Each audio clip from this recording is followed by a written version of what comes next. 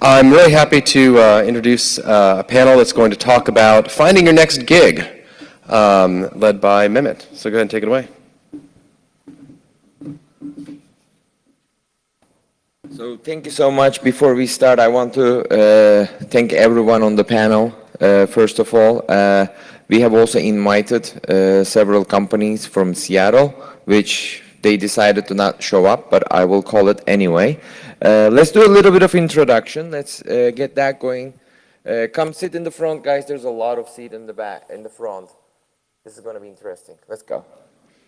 All right, so first of all, what's our goal? What's this finding your next gig thing doing in a very technical conference like NANOG? So over the past years, I have worked in multiple companies where I changed my career, I interviewed in places, and then I have hired people, a lot of people, both Microsoft, ICANN, and Yahoo, and I told myself, does everybody who go to NANOG and similar events, who could be students, who could be people who are veterans in the industry, do they understand what does it take to get employed by a large corporation? I'm not saying this is necessarily a good idea to be working for a large corporation, but I think that there's slight room for information share when it comes to working for a large company. What does it take? What's the interview process like? What does it require to be noticed by these companies?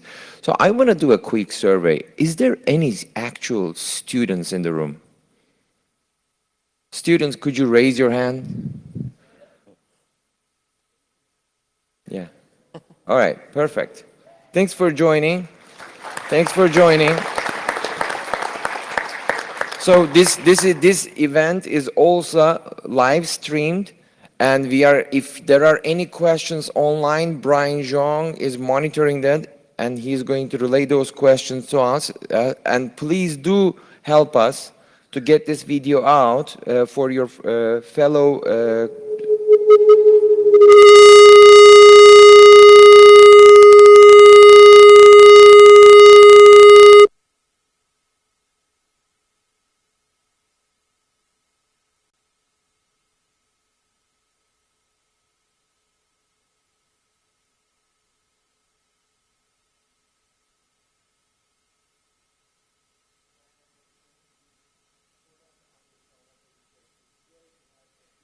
some amazing speakers here who I spent the last couple of weeks understanding and learning more about them. So this is our goal. We want to understand, we want to make sure you guys understand the process and kind of give you guys an ability to give a feedback. This is probably the first time we are doing something similar like this at NANOG, and I hope to be able to find interesting topics in upcoming NANOGs like this and present it to you. But the end goal is, it's very dynamic, right? Feel free to line up, ask your questions. We want to make this very interactive. One question from you guys, or I'm going to go randomly select one of you, okay? All right, let's go. Now, a little bit introductions. So, Mike Ballinger. I'm from Charter Communications, and we want to talk about how we got to our place, right? Yes. So, kind of interesting at Charter, I think this is a little bit of a lesson learned for everybody as well, is I think we all are dealing with recruiting agencies in some form or fashion, and I got called by a recruiting agency for this role because Charter had engaged an agency to find me. They're headquartered in Stanford. They didn't have the connections in Denver, so they hired a local agency to do that. I happen to know that agency. The individual has always been trying to get business from me through the years, and he said, "Hey, Mike, you'll want to return my call this time because I'm not trying to get business from you. I actually have an opportunity for you." And I was like, "Oh, wow." So that's how I came to Charter. And then I learned more about it, did my homework, and that's how I came there. So it's a little bit of a unique story, but I'm happy to be here. Thanks. So my name's CJ. I'm from Facebook. I've been there like 4 years. I started as an engineer, actually. So when I started, I kind of had a recruiter find me through some online just posts. Some people ask, like, "Hey, how do you get found? Do I apply for jobs?" I never would have applied for a job because I never would have thought I could work at Facebook. So, I took the call. I went on the phone, didn't think I had a chance. Came to on-site interviews. I thought I would just have a free flight out to San Francisco, get to see the city. and it turned out working out. So for me, it was more just like by doing things online and contributing to the community to have somebody just kind of pick up something small and then go, hey, let's reach out to this person. So that's how I got here. Awesome.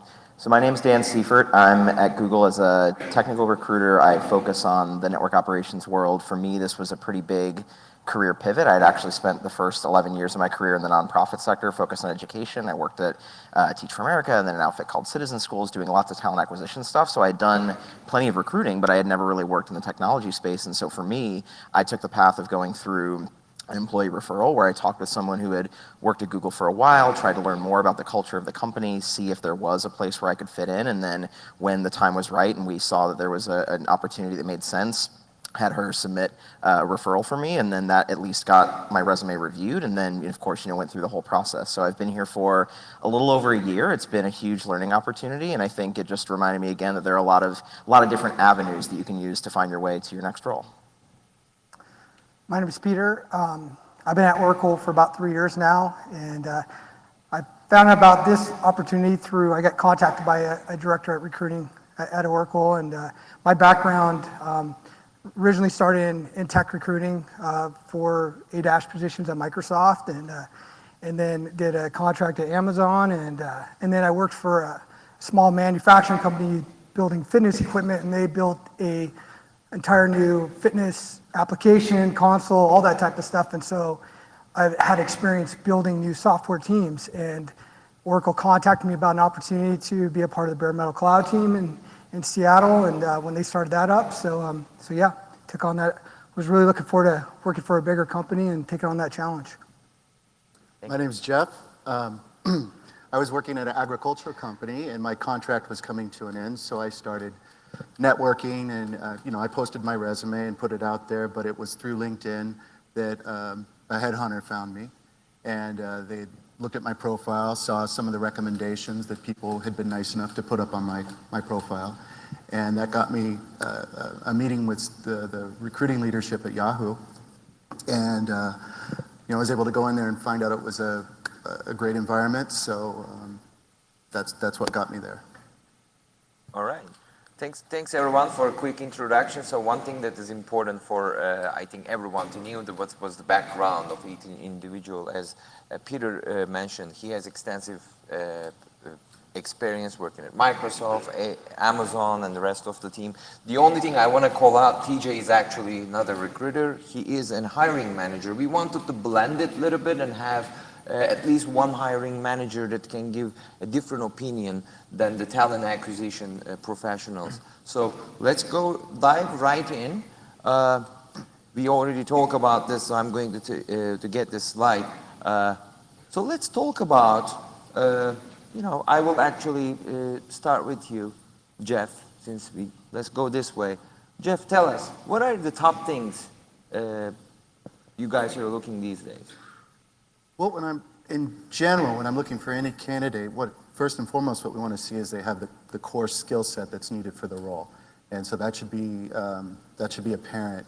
We want to see progression in a resume or in education, and also just it's hard to show on a resume, but some passion for the work that you're doing. If you guys are in school. Certifications are really good. I think we'll talk a little bit about that later. But I'm looking for someone that just has the very basic elements of the role, and that will lead me to talking to them. And then it's personality, passion that makes me really want to push them through the process. Thank you, Jeff. Yeah, I kind of reiterate. Yeah, obviously the core skill set, but I also think a consistency, a career path, right? You haven't been jumping all around doing different things. It kind of shows the vision where you want to go, take your career. I think that's big. And also work history as well, I think is something that I pay a lot of attention to. Have they been jumping around a lot of different jobs? Have they been just doing contracts? Or what I like to see is they stuck with a company for maybe a couple years or a few years. And to me, it shows that, good times or bad, if they go through some different challenges at their work, they can, get through that. Because every company has ebbs and flows, and and different challenges, but it shows that they can stick with the position, and then when they do make a change, does it look like it makes sense for them in their career path? Does it look like it's moving, if it's upward mobility, that type of stuff is a lot of the core things I look for in a resume. Yeah, I really want to deep dive on the resume and track record. We have some resume-focused slides, so let's talk about that in more detail there. Dan.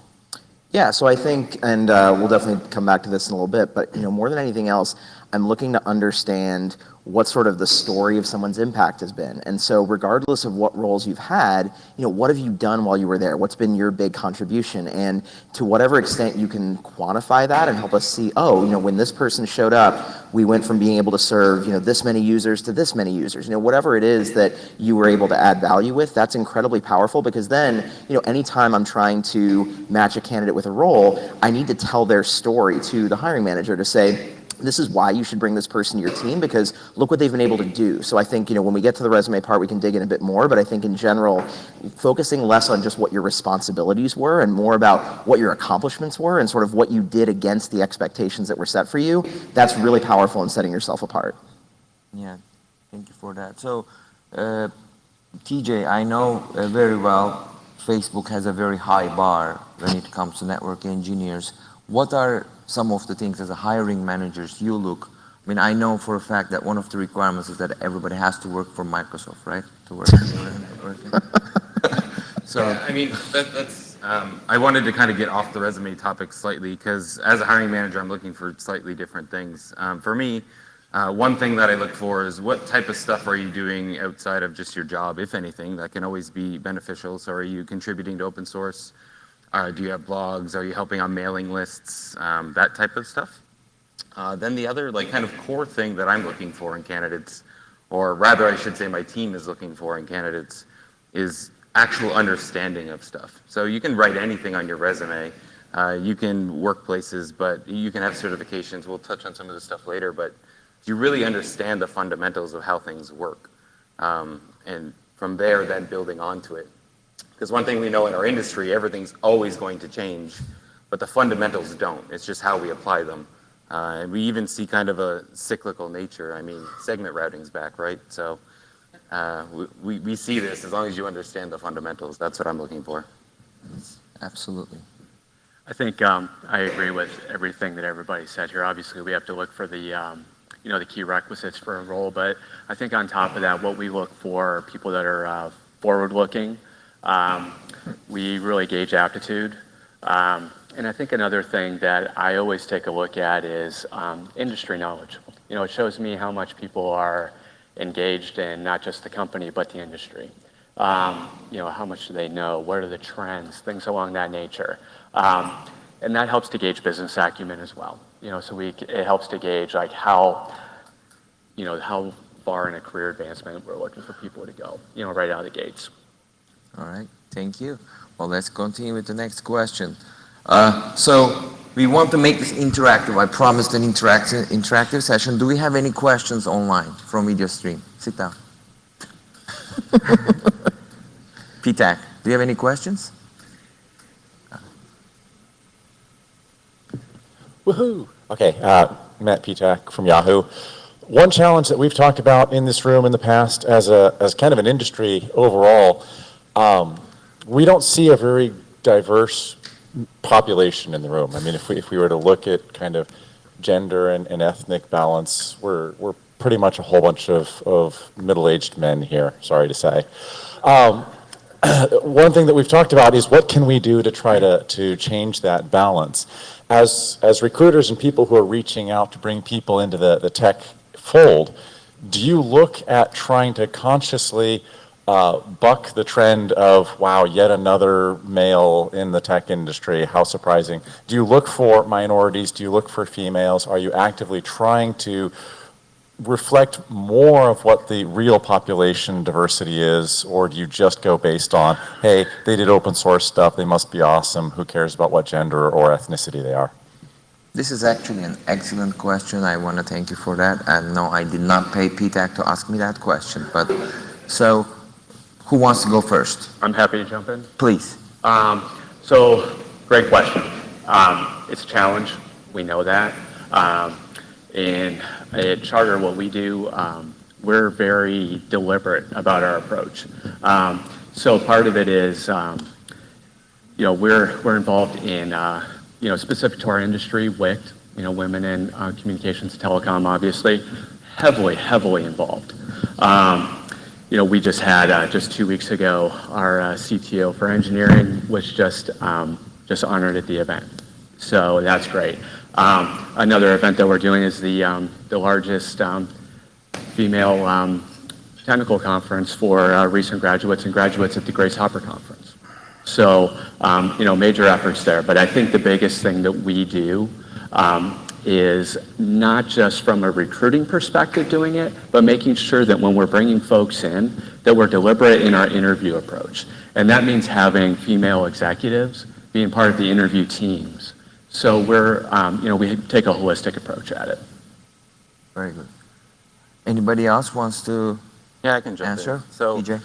I mean, there's kind of two ways that I look at it. One is what can we do for the current industry? And, we have efforts. I like that we have a lunch for NANOG, later today. That's a positive start. We have a lot of women in tech initiatives through Facebook. I'm sure most of you have read about those. I won't go into details.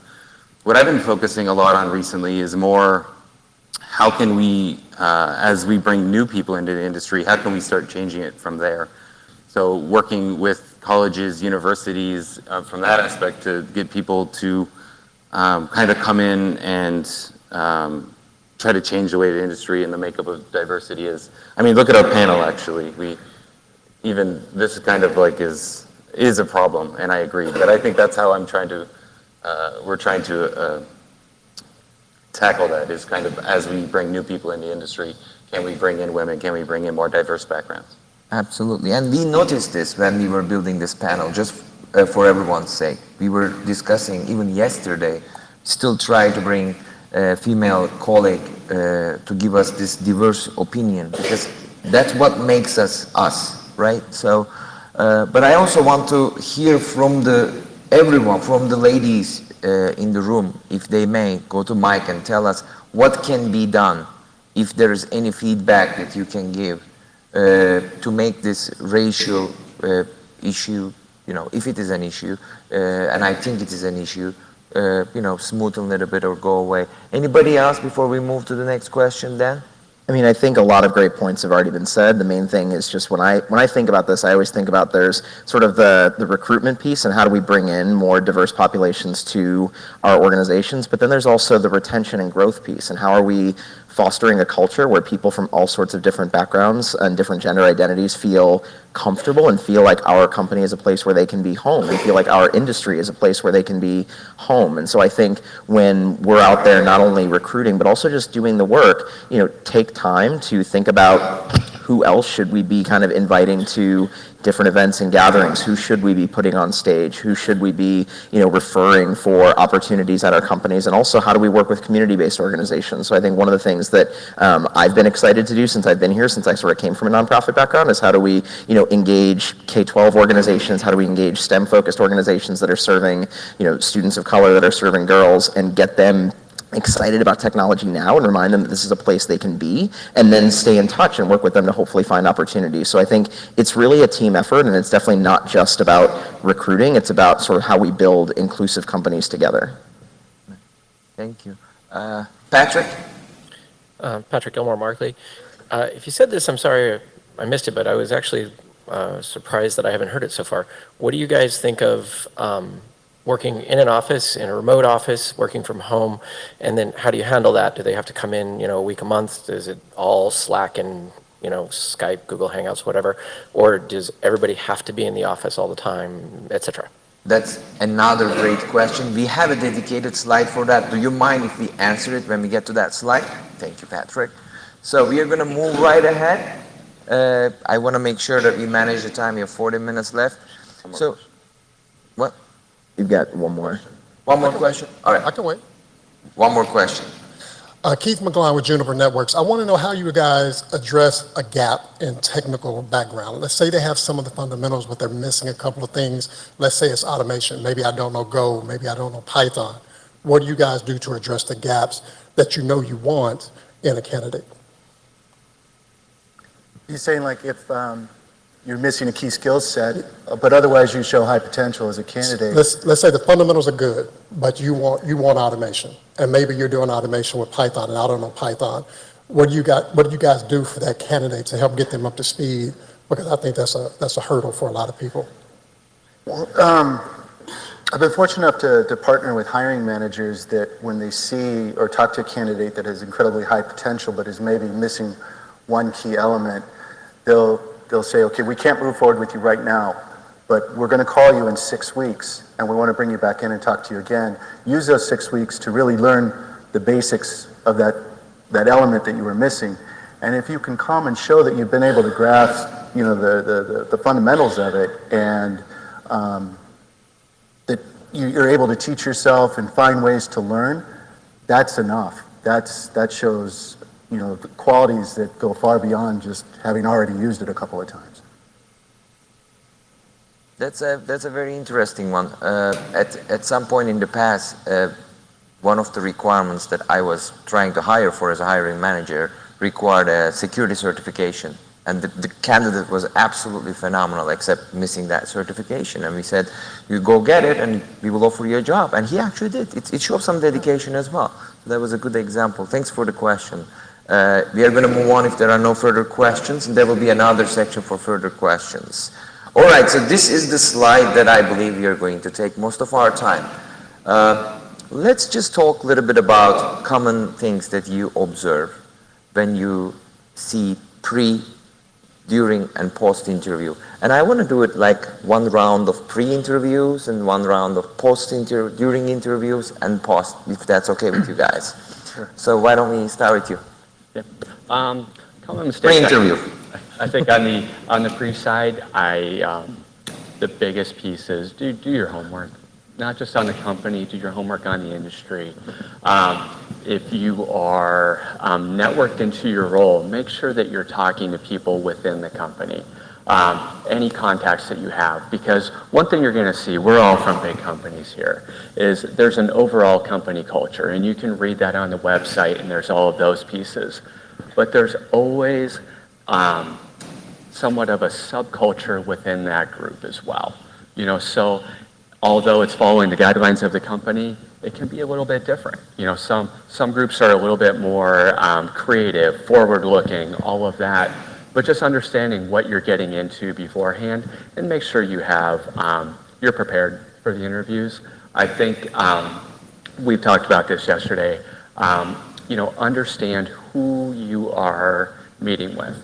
Especially in your interviews. If you're meeting with a recruiter, then you can talk about the culture. If your next step is meeting with, the hiring manager or somebody that's a peer, or if it's more of a technical interview, know your audience and prepare for that appropriately. Yeah, usually when, before the interview starts, when you're working with your recruiter, they're going to try to help you. You should be partnering with them. As a hiring manager, I know I spend a lot of time with my recruiting team and trying to explain to them what we're looking for, and they understand what's going to happen during the interview process. So listening to what they're trying to say to you and help you along is good. The other thing that I see that can, I don't want to say harm, but if candidates come and don't do any prep work for interview, that can also be a little bit detrimental. You need to show that you're willing to try to learn or try, almost like getting ready or studying for the interview per se, but like I mentioned before, it's more about the core skills and being able to apply the knowledge. If you can study and just give me all the steps of the BGP decision process, it's not really going to be useful. But if I ask you, hey, why do you think this step is before that one, and you can give me an insightful answer, those are things to prepare for and think about. Yeah, I'd agree with a lot of what's already been said. I think preparing for the interview process involves, I think, both studying some of the core knowledge required, but also sort of practicing how you deliver what you know in an interview setting where, obviously it is kind of artificial. Time is limited, resources are limited, and so you've got to figure out how do you express what you know and know how to do in a really clear and concise way. And I honestly think, like a lot of things, the best way to do it is to practice. And so either find someone where you are that you trust and who could maybe be sort of like a mock interview buddy, find, someone who's just a friend of yours at another company and say, hey, could you talk to me like you were talking to a candidate at your company since I'm thinking about maybe making a move, and get some feedback and find out, like, did that answer actually make sense? Did it convey what you were hoping to convey? You could even ask someone, like, what did you take away from that 2 or 3 minutes that I just, spoke? And if they're not taking away the things that you were expecting them to, it's an opportunity to go retool and think about, okay, how do I talk about that big project, or how do I talk about this technical topic? So I think, like anything else, practice makes perfect. Yeah, to piggyback that too, preparation. When you're standing up at a whiteboard, it feels a lot different than when you're on the phone or sitting down in front of somebody. So I think that's a huge thing. It's just getting comfortable standing up, whiteboarding stuff. If it's with friends or whoever, and then also know your resume inside and out. Be able to talk about everything on it in detail, and because there's words on there that are open game, and managers are gonna pick on that stuff, and they're gonna peel the onion and really see how much depth and knowledge and stuff that you know. But yeah, it's all about preparation is the biggest things, and being comfortable talking about the stuff that you know. I would say, and maybe this is a bit of a pet peeve, but don't shotgun every single job under the engineering banner and apply to every single one. Pick the ones that you think you're a fit for, and it's okay to overshoot a little bit, but if I go in and see somebody and their name is attached to every single requisition in the engineering department, then I don't feel like they have a focus or a passion.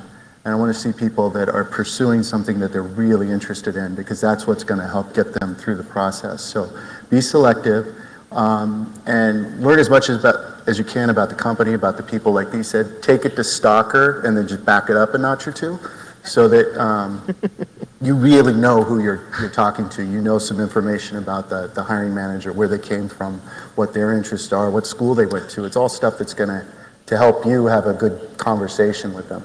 Yeah, don't be afraid to ask the recruiter lots of questions just to help prepare.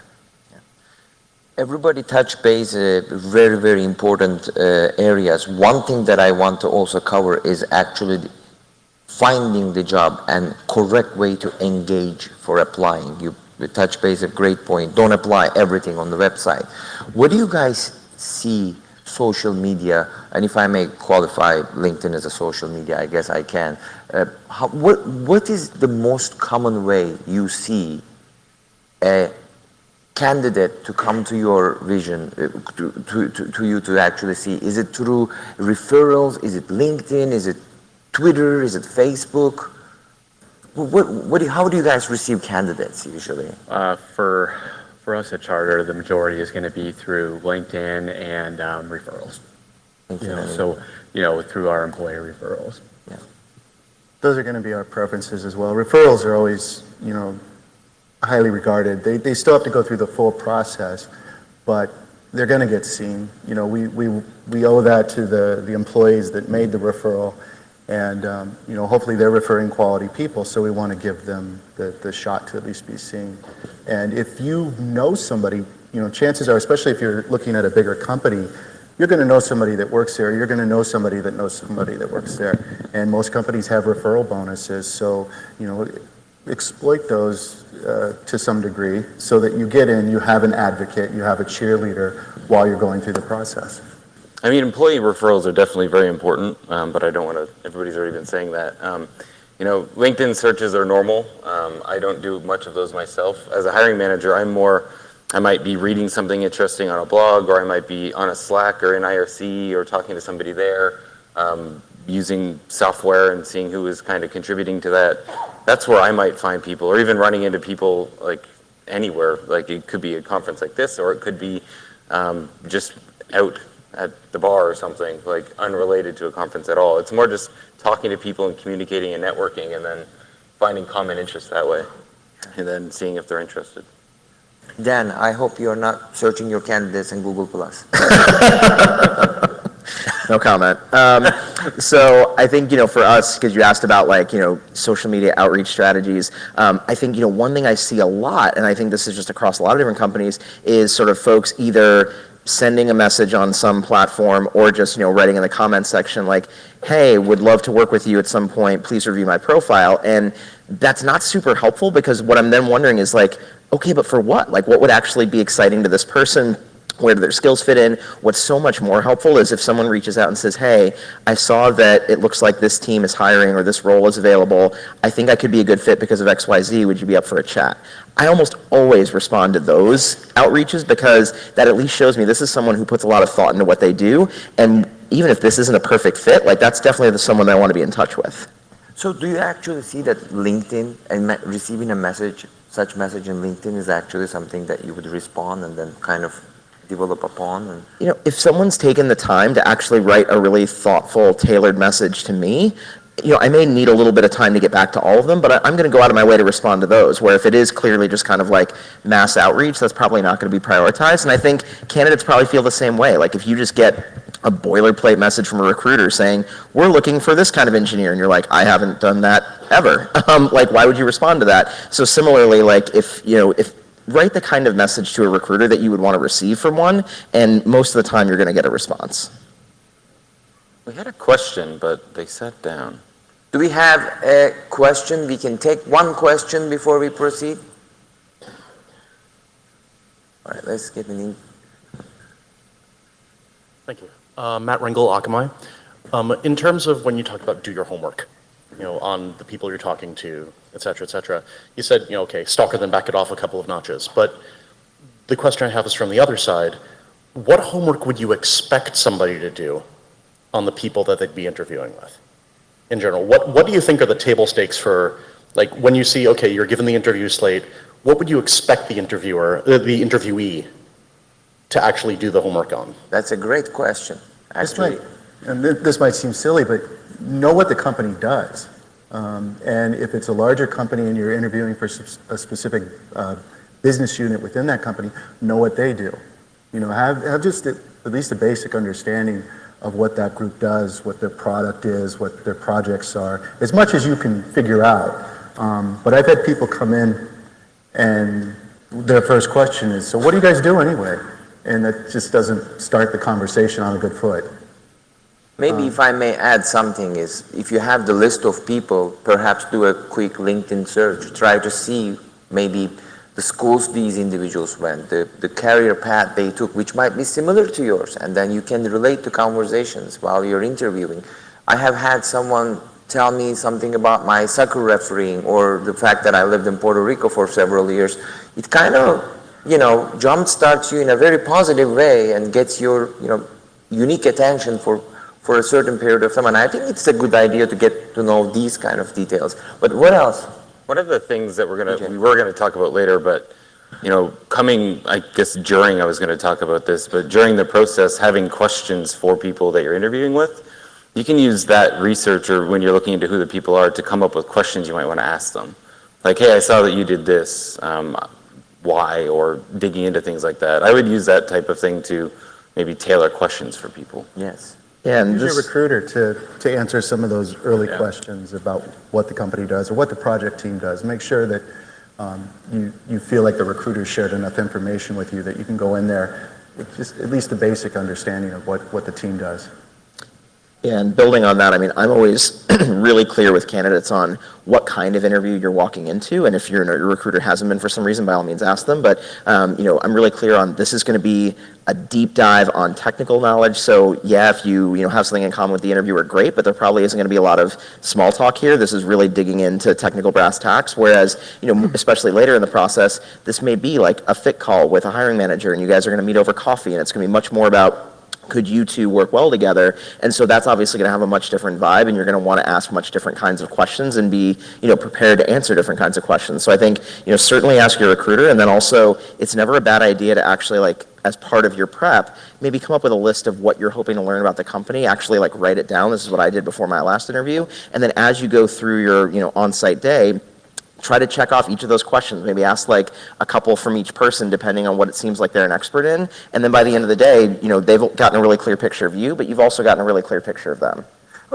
One thing you mentioned about looking at, one thing I did is for a job a long time ago, I actually took the job description, and every line item that they're required, I wrote down what my experience was doing the exact same thing or similar. So if they did ask me a question, I could say, I've never done that, but here's something I've done that's similar. So that's one thing that helped me. Just take the job description, go down line by line, what have I done? And then I could give examples to them during the interview. Yeah, that's very good. Thank you. Yeah. With this, let's dive directly into during and, maybe go right into post afterwards. So there can be a lot of things that's going wrong during an interview. You were scheduled to meet with one of the top engineers. Last minute, the person is sick, scheduling errors, there's something late, running late, there's a big attack, DDoS attack going on, or some security bug people need to patch, there's a priority change. This should not demotivate you if you are on site and motivate, kind of not motivated because suddenly your interview is changing. This is a common thing that I have observed in every company I was part of. I want to say this because I see a lot of candidates kind of feeling bad during the interview. That's one of the common issues. But what else? What else we can talk about during? I think we're all with big companies. We talked about this yesterday as well, but be patient. It's sometimes there's a lot of process, there's a lot of steps that need to be had, there's approvals that need to happen to keep moving up. But that doesn't mean that we can't move the pace a little bit faster if we need to. So what I always ask of people that are interviewing is be very transparent. Let us know what's going on. If you're interviewing with somebody else and you have an offer forthcoming, or you might have an offer in hand, it might help us move the needle a little bit faster too. So just that open transparency helps the recruiters so much. Yeah, I want to talk a little more like during the interview, like when you're actually interviewing with people. I find it's really important to be honest with the people you're interviewing with.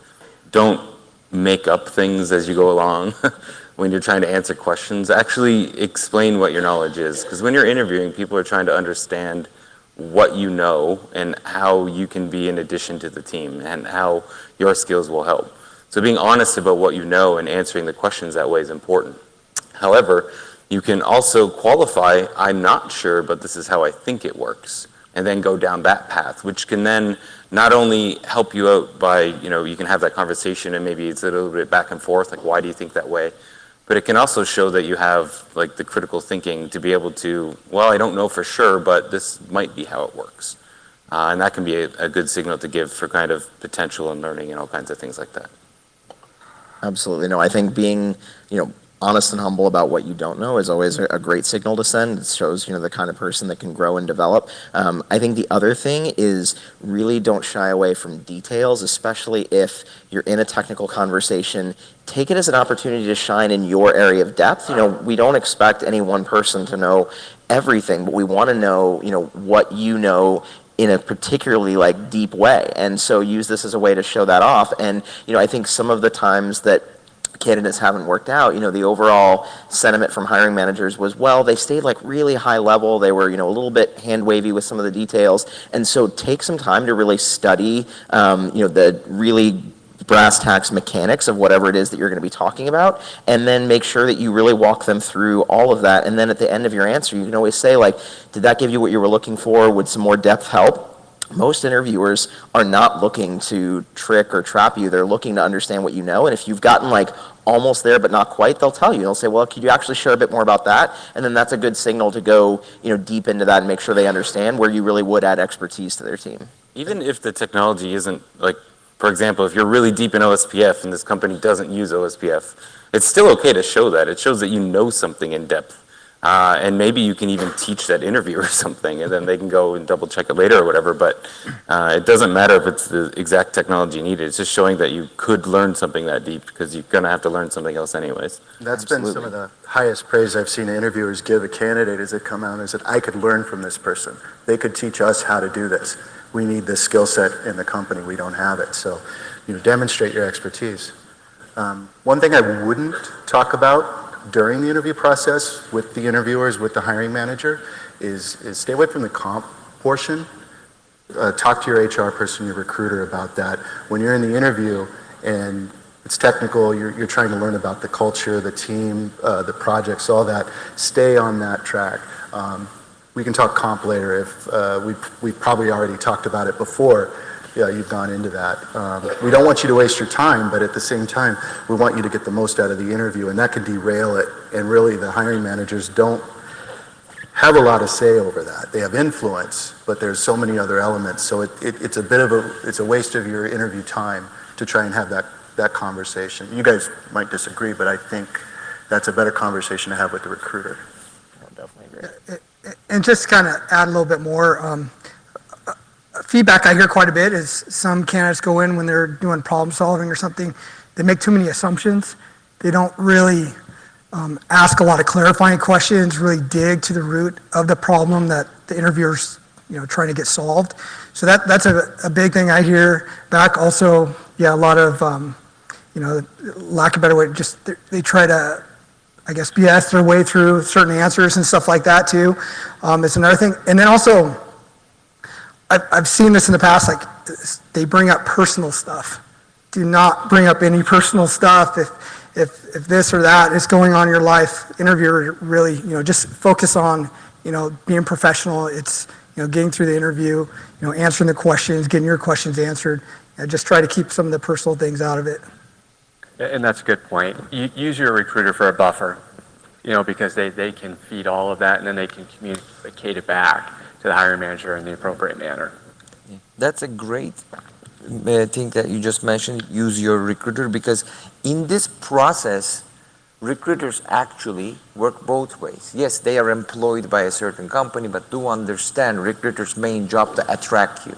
Recruiters' main job is to bring you in. And for them, success is bringing the best talent they possibly can. So thanks for touching bases on that. So we got through the interview. We were all excited. I went home. It passed 3 days. I'm not hearing back. What kind of sign is that?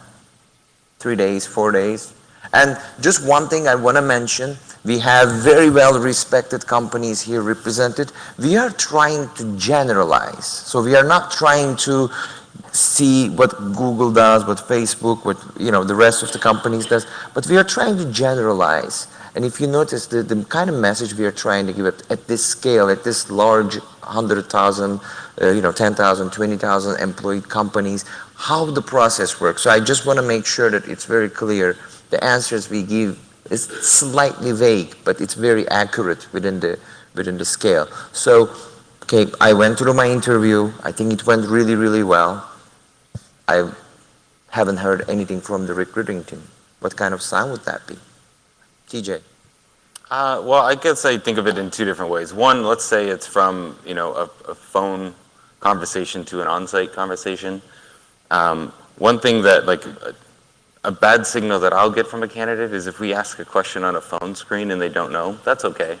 But if they didn't go learn it and study it and understand it and come on site and then still can't answer the question, that's kind of a bad signal. But to answer your more exact question. That's a good one, actually. Let's capture that so if you guys are asked a question in a phone interview, make sure you actually didn't answer, you learn it, because it might be asked again. That's a very smart one, actually. Wow. But to your actual question on what kind of signal is that, I mean, one, I would talk to your recruiter, because your recruiter should be staying in constant conversation. Maybe they're waiting for the feedback. It could be that, to your point, the process, some companies only meet every week or maybe even every 2 weeks to review candidates, unless there's some sort of time issue that needs to be pulled in. It could also be that the people doing the interview, and I hate to say it, but maybe they're late entering their feedback, and that delays the process. I don't want to call anybody out, but that can happen. So sometimes I also don't want to call anybody out. I think what I always tell candidates is, and my recruiting team, I tell them, set the level set with candidates when they finish their last interview. You'll hear from me, by this date, whether I have any details for you or not. So Right. then that communication is there. It's comforting to the candidates just even having a connection there. I think what also is okay is, as a candidate, ask, when should I hear back from you? And if I don't, is it okay if I, reach out to you, then, to your point where you kind of take that stalker thing back just a hair, right? So I think it's okay and it's appropriate on both sides. Yeah, in respect to time management, I just want to ask a very general question because this is something that might not be very clear for everyone. The process of hiring depends on the size of a company very much. If you're working for a 20-person startup, you might be hired within a matter of hours because the process is very agile, very small company, they don't have to follow a lot of things. But how is that process like? And I don't want anyone to really just go and deep into there, but like, I know for a fact, it takes somewhere between 3 months, average 3 months, for a web scale company process to be starting from the day that you actually engaged and ask about the job, either someone that you know in that company or talk to the recruiter first time around, till you actually get a job offer. Would you guys agree high level with this 3 months bold statement that I'm making? I mean, I think it just varies so much, and I know we keep coming back to this idea, but this is where just really transparent communication with your recruiter can be so helpful because, one of the things I always try to understand is everyone is in a different place when they're applying for a job, and some people are looking at lots of things at once, some people are only looking at one particular thing and are being, very selective about that one job, and so they may have more time. I always try to understand that up front, and if you're someone that needs to move really fast, I'll do everything I can to try and make our process work for you, and I'll also just be really honest, like, here's the absolute fastest we can go. Does that work for you? And if it doesn't, let me know, and if we just have to, stay in touch for something down the road, that's totally fine, but if we can make it work, I'll try. And so I think, yes, it can sometimes take that long, but it can also go a lot faster, and it mostly depends on the role, the team, the candidate. It's a lot of different variables, and the solution to all of it is just, being really transparent both ways. Yes. I think that time frame is pretty accurate. I think, but if, like he said, if Dan said, if you update us on your urgency, we can update the urgency of the process to a certain degree. So just be very open what your situation is and why it maybe has changed. And hopefully and these guys have set the expectation with you of how long it's going to take and keeps you posted throughout the process. Yeah, you got to be persistent though, I think. I mean, because I don't know what kind of workload you guys have, but it definitely helps us recruiters if you're following up with us, because it keeps us keeps you in the forefront of our mind that I need to keep on this hiring manager because he's slow to get feedback to us, or is the interview team slow to get feedback to us, and I owe this guy feedback. So don't be afraid to be persistent, just below the stalker. Yeah. So there's one specific question I'm just going to ask TJ, but everyone else is welcome to answer as well. I'm also trying to manage the time. So I went through an interview. I thought my interview went really well. I decided a not positive response. Does that mean I can never work for that company again? Oh, and again, it's back to talking with your recruiter, but what you're looking to do there is get the feedback on what didn't go well, and typically the people either that you interviewed with or maybe the recruiter that you're working with will give you that feedback, like, you need to get better in scripting, or like, this area you kind of made some stuff up, maybe you should understand that better, or that type of stuff. But we can revisit candidates. I think we mentioned this earlier, like, hey, if you don't know this, maybe come back in 6 weeks or 2 months or 3 months or whatever time frame you need. We might even go, hey, this area you need to get a little bit stronger in, maybe find something on the side or find a project where you can build that skill, and then come back and let us know when you're ready. And if you come back in a day or two, I might not believe you, but but you could be surprising. But usually just take your time, learn the area that you needed to get stronger in, and then come back, and then we can reevaluate.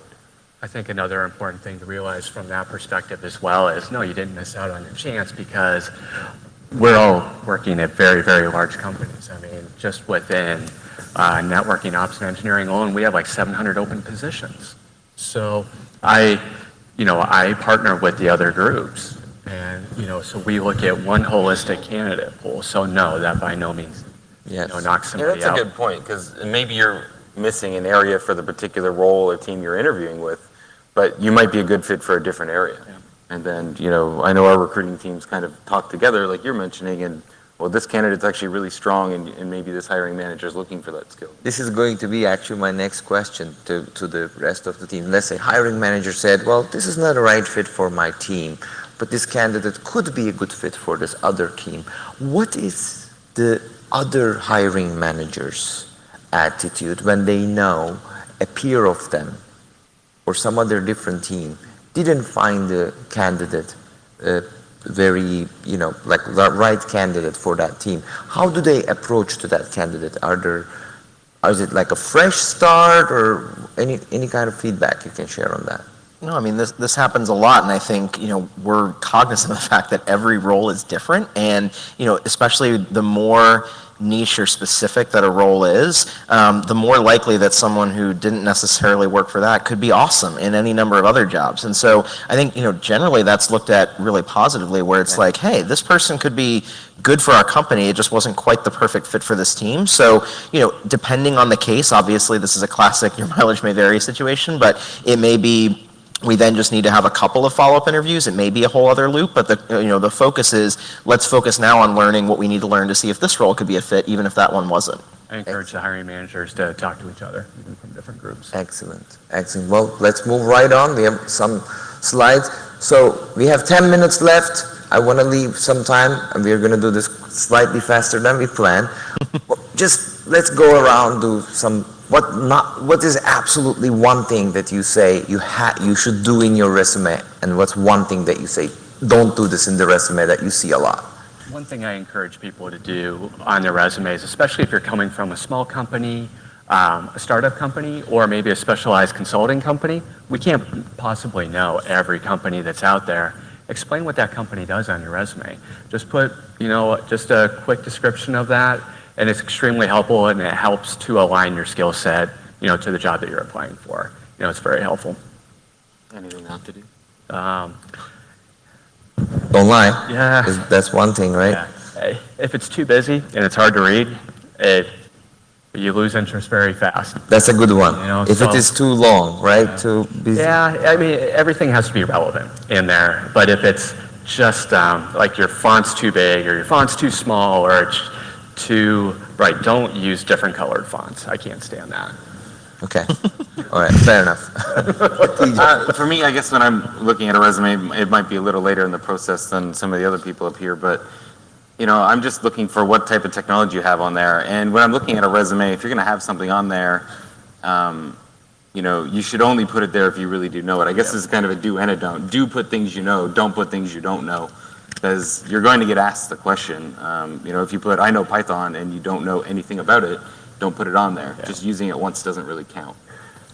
Fair enough. Point. Yep. No, I would build on that, and so I'll go with the don't first. I think I see a lot of folks who have sort of a big section that just says skills, and there are all these buzzwords in there. And I know, some people may be playing sort of the applicant tracking system game where it's like, I want to make sure my resume gets read.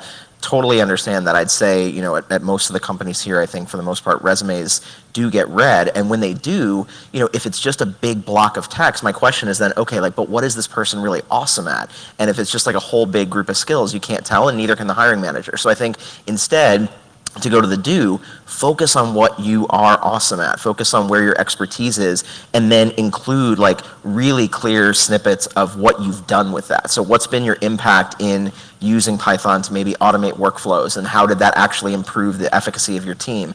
If you can show that in a resume, that's going to get a call back, because then we want to say, cool, how can you do that for us? Yeah, put your passion on the resume. Yeah. That's what you should do. Absolutely. Yeah, most of the time, I don't know about you guys, but I open up a resume, I can tell within a couple seconds right away. I'm like, hey, this is probably a good, 90% of the time I can tell this is going to be a good candidate, or this is like, oh my gosh, all I just see is words and words and words and words, and what hasn't this person done? I mean, that's the biggest thing. What hasn't this person done? So yeah, just kind of piggyback on them. Just straight to the point on what you've done, what you've owned, what technologies that you're good at. Make it readable, have your friends look at it, and it's like, you got your name, you got your app, your contact information, the company you work for. Maybe use hyperlinks if it's a small company. Yeah. So I can just click on and go straight to the website. Okay, they make these widgets. And then obviously have some of the common sense stuff. I think if you're a fresh college grad, put your education first, and some of your if you're master degree projects, and then get some of your work history down below that. If you're experience, I think you swap it, put your experience first and then education at the bottom. I don't think you need to put references available upon request. You can leave that off your resume. You stole mine. Skills and hobbies is important now. All right. I was going to say that the same thing is for the students and the new grads.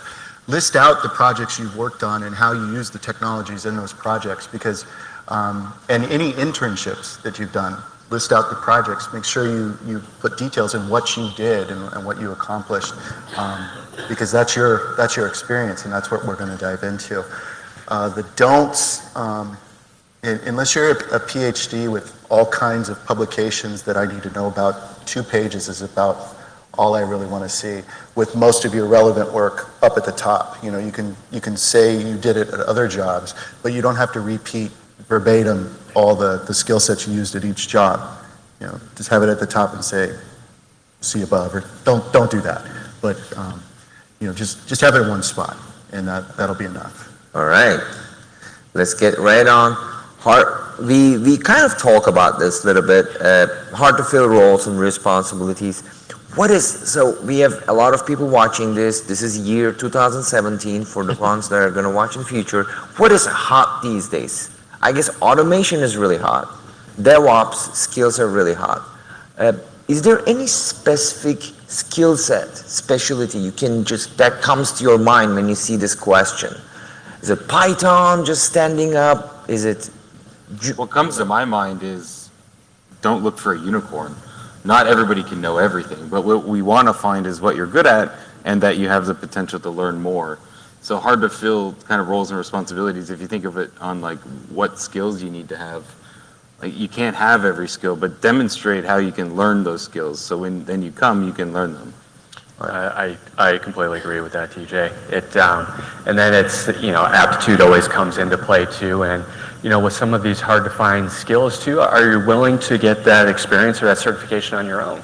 How much are you willing to, how far are you willing to go? Yeah, speaking of certification, we are going to get to certification questions.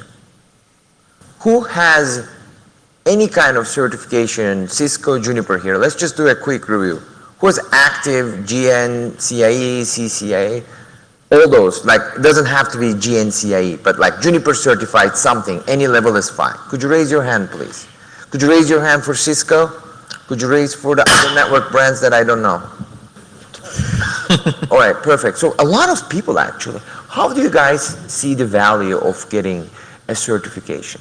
And I want to start this one with TJ as a hiring manager. Sorry, putting you too much on the spot today. That's okay. I think I'm just going to kind of say what I've already been saying. The certification kind of shows that you can achieve something and get something, which is good, especially if you're maybe starting off. But really, it's not going to show that you understand the technology. It's going to show that you understood it to some extent, but do you really understand what you're learning, and can you apply it? So if I ask you a question that takes the knowledge that you will have learned on the certification and makes you apply it to a different scenario, can you do that or not? You're not going to learn that from the certification. So I think it's a good way as like leading you into what base knowledge I should understand, but it's not going to be everything. Yeah. Could we anonymously agree on this so I can move to the next question, or anything else, or anything else you want to add that's different? No, I mean, I think like just quickly on the last question, I think, certainly networking professionals who are software savvy, I think generally have more and more options. I think, building on TJ's point, demonstrating how you've added skills to your toolkit over time and what you've done with those. So if your resume sort of tells the story of, I started out here, this is what I learned, this is what I did, then I went here, this is what I learned, this is what I did with it. If you're able to show that consistently, that gives everyone involved in the process a lot more confidence that even if this person isn't 100% of the way there, they're absolutely someone we should invest in, because look at what they've already been able to do with new knowledge. One thing that I hear sometimes from candidates, or I've even said this myself, I don't have time to go learn that. And I don't think that's always true. You always have time to do anything you want to put your time into. So sometimes you just need to decide what you're going to drop to then go learn that thing that you need to put time towards. Prioritize. Yeah. It is very important during and post-interview to ask the questions, especially the right questions. It demonstrates enthusiasm, it demonstrates knowledge, and it demonstrates that you actually care. What are some of the, this is going to be the last question, what are some of the favorite questions you were asked or you asked the candidates? Either way, we can do it either way, and right after that we're going to move with the questions. Danny is looking at me, you're running out of time, we are cutting. Okay, so let's just go with this and maybe. I like when candidates ask me about culture. It shows that they're really invested in the role. They want to know as much about the company as possible. I like it when candidates ask about the business. You know, they read a news article, say for instance, 2 weeks ago, Verizon made a bid to try to buy Charter. You know, and they ask about what's going on with that. And I love that. It's inquisitive, you know. Yeah, I love when someone asks me, you know, if we were sitting around a table a year from now, sort of doing our first like annual review, what would an awesome first year look like? What would a really successful first year look like? Because then that gives me a chance to talk about, you know, hopefully what sort of journey we're going to go on together. That is a great question. Yeah, I'm usually looking for candidates to ask me like what's expected of them. That's good to know. Like, what do you expect me to do, or what will I be doing when I join this team? Perfect. Peter. Yeah, I mean, you guys pretty much took a lot of stuff I was thinking too, but I typically just ask, what are you interested in doing? That's the go-to favorite question I always ask, and then it kind of really starts to get them to maybe open up. Right. We are going to wrap up, but I promised this question to be answered real quick about work from home, working location. You have an amazing candidate, cannot relocate, has some restrictions. How do you guys approach to that? So I think this is where my advice would just be, this is one of the factors you should all consider, I think, when you're deciding what companies you want to look at, because every company is different about this. And if you talk to your recruiter, they'll be honest with you, is this a work from home company or not? And so in some cases we've had to, you know, not make a match with a really great candidate just because location didn't work out, but we're honest about that up front. We stay in touch, and then hopefully at some point, you know, we can find a way to make the match work for them as well as for us. Yeah, I think it's part of know the company. Yeah, definitely. Yep. Cool. Anybody else? Any last 10-second statements, because this guy's about to pull me off the stage. 10 seconds, 15 seconds. Any last words? Just form a good relationship with your recruiter. Yeah. Have an open dialogue. Completely agree. They'll help you out. They'll advocate for you. Yeah, do that. Biggest thing I think I would have is just always be learning. Don't stay still. Always be learning. Yeah, and then building on that, I think sort of keep a running log of all the cool stuff you've done and like what your accomplishments have meant for your team, for your company. And then whenever you need to update your resume, it writes itself because you've got this log of awesomeness that you've built for yourself. Great point. Cool. Well, I would like to thank everyone, Dan, Peter, Jeff, TJ, and Mike for joining us today on the stage, and everyone who has cut their social last night early and showed up at 10 a.m. Thank you very much.